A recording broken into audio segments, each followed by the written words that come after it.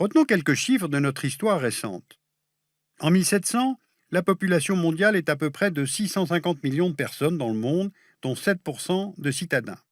En 1910, une population mondiale de 1,7 milliard d'habitants, dont 20% de citadins. En 1950, 2,5 milliards d'habitants sur la Terre, 30% de citadins. En 1980, population mondiale totale de 4,5 milliards d'habitants dans le monde, dont 40% de citadins. Enfin, 30 ans plus tard, en 2013, 7 milliards d'habitants dans le monde et 3,5 milliards de citadins, soit plus de 50% de la population mondiale.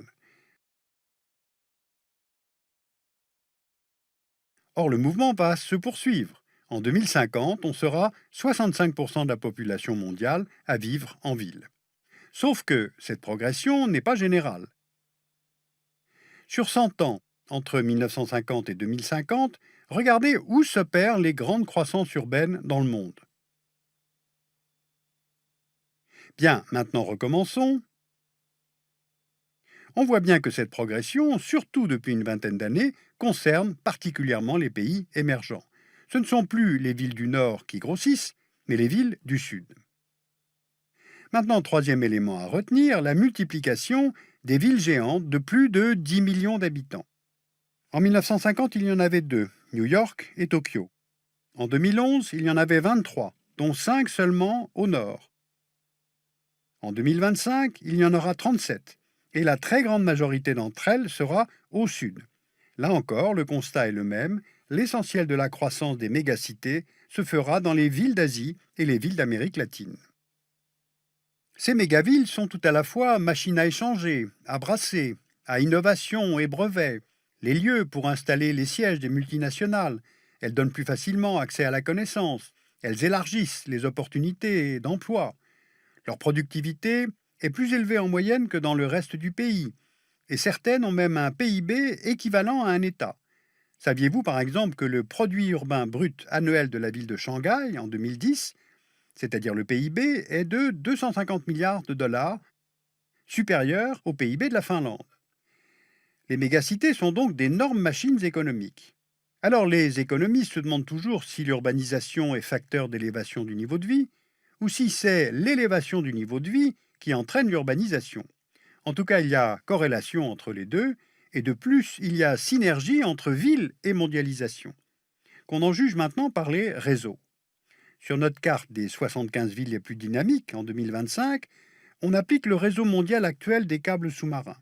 Tout part des villes et des villes portuaires, et tout arrive dans les villes. Ce sont les câbles qui permettent les transferts de communication et de données. Et à partir de cette carte des câbles, on peut même ajouter la représentation des flux Internet aujourd'hui, illustrant les relations économiques intercités et inter-États. Mais avant ces réseaux virtuels, il y a les réseaux réels, car ces villes sont les portes ouvertes pour les circulations des hommes et des marchandises, et pas seulement celles des données. Prenons les villes aéroports. Voici les 30 villes qui regroupent les 30 plus grands aéroports mondiaux. Là se superposent tout à la fois le plus d'arrivées internationales et le plus grand nombre de passagers nationaux. C'est le cas pour Londres, Paris, New York, Hong Kong, Singapour, Bangkok. Ce sont des plateformes aéroportuaires pour les affaires, mais aussi pour les touristes. La compétition est donc très grande entre régions urbaines. Compétition par le nombre d'habitants, compétition économique, compétition en termes d'image pour l'attraction touristique. Or, cette compétition multiforme se joue maintenant sur d'autres tableaux.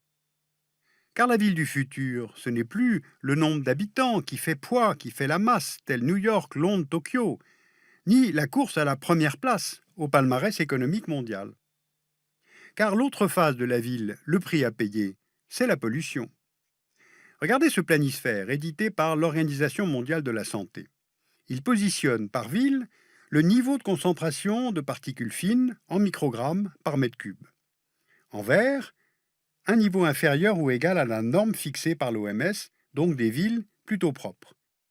En jaune, orange, rouge, celles dont le niveau dépasse ces normes, avec des temps de transport interminables, l'air au sens propre du terme irrespirable du fait du niveau de la pollution. Car on le sait, il y a un lien direct entre dynamisme économique et émission de particules fines dangereuses pour les poumons. De nombreux facteurs jouent, utilisation des centrales à charbon, véhicules privés ou publics circulant au diesel, Et dès lors, la démonstration se ferme comme une boucle.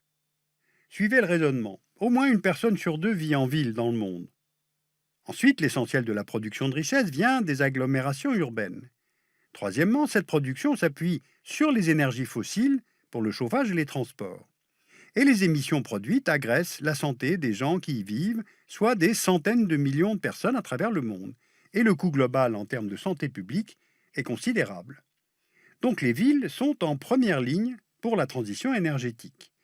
Cette transition impose de sortir des énergies carbonées, sortir de la surdensité automobile en termes de transport individuel, et enfin sortir du produit urbain brut en croissance à tout prix et quel que soit le prix.